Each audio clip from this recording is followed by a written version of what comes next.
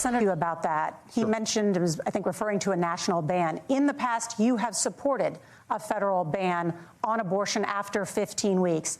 In fact, you said if someone can't support legislation like that, quote, you are making the United States the most barbaric pro-abortion regime anywhere in the entire world.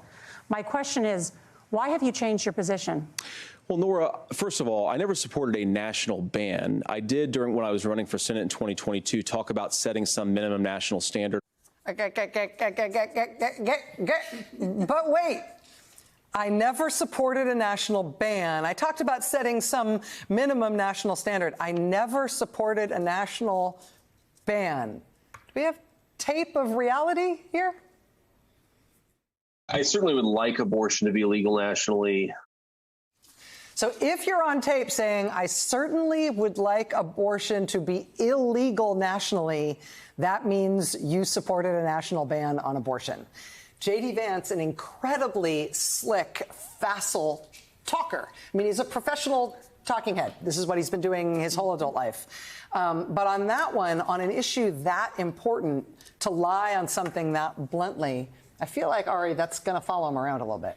Yeah, it's a huge deal. It might have been the most significant substantive gaffe. We were having a debate earlier on the table about style. Yeah. This was a substantive, huge error. He lied. He lied because his past position is too close to the real Donald Trump Project 2025 position. The GOP platform also talks this up. It doesn't use the national ban language. But this is the person, Donald Trump, who put the people on the court to overturn Roe. They all pledged to do it. They're not just looking for some interstate quilt program, right, which is what they've currently fallen back on as a, I say this respectfully, but a nonsensical or illogical defense of their position. They are looking long term, and it's all out there for a national ban, which means wherever you live in the country, California, New York, wherever, that would be their policy. And they're giving away the game. Everywhere in the country that Republicans are in control now, there is an abortion ban. Yes. And so if you want abortion to be banned, vote for Republicans. Everywhere they get power, they do it.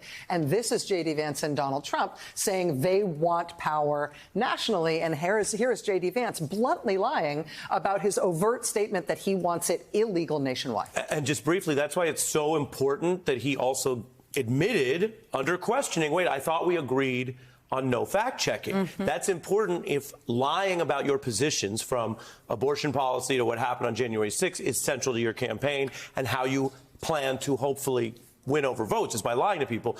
On a lighter note, it reminded me a little bit of the famous Saturday Night Live impression of the Gerald Ford debate when he said, I thought there would be no math. And the joke was the president has to deal with these things. I thought that was a real giveaway from Vance.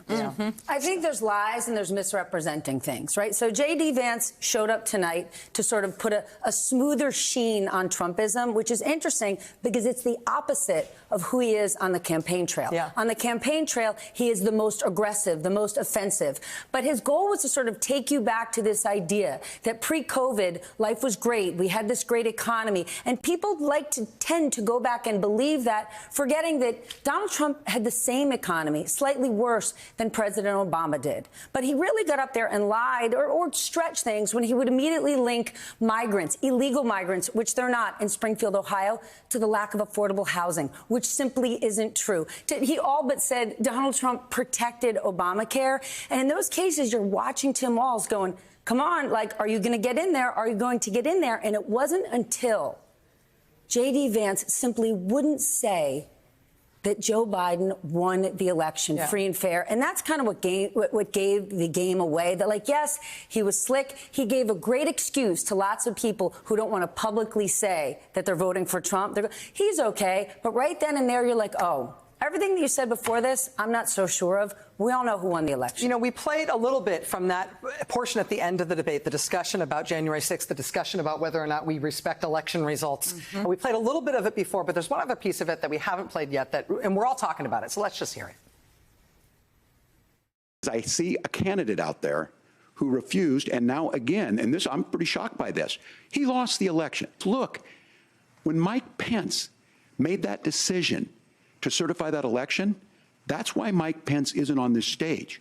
What I'm concerned about is, where is the firewall with Donald Trump? Where is the firewall if he knows he could do anything, including taking an election, and his vice president's not going to stand to it? That's what we're asking you, America. Will you stand up? Will you keep your oath of office, even if the president doesn't? So, America, I think you've got a really clear choice on this election of who's going to honor that democracy and who's going to honor Donald Trump.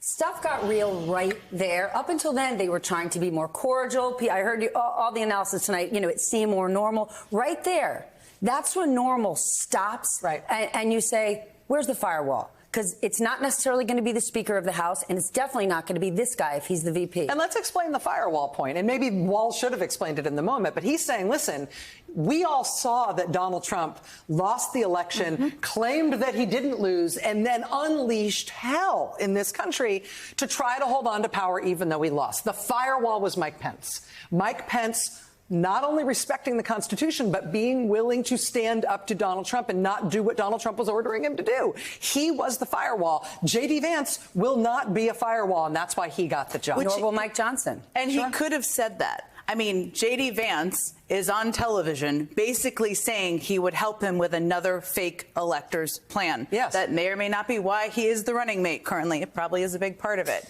The other piece, we haven't played this, but I wrote this down with like exclamation points, where J.D. Vance said, he'll have my prayers, best wishes, and my help. That's what J.D. Vance said about Kamala Harris and Tim Walz if they won.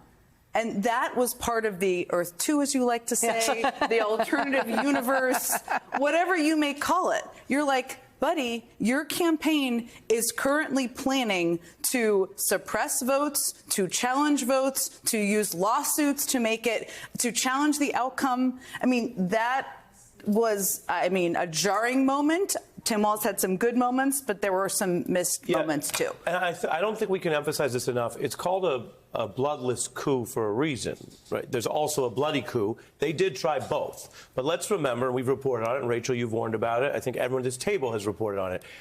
The original move before they resorted to storming the Capitol was the bloodless coup of trying to get the states or the alternate electors to override the congressional certification without storming the Capitol, and as Vance put it, throw it to the Congress for a big old fight.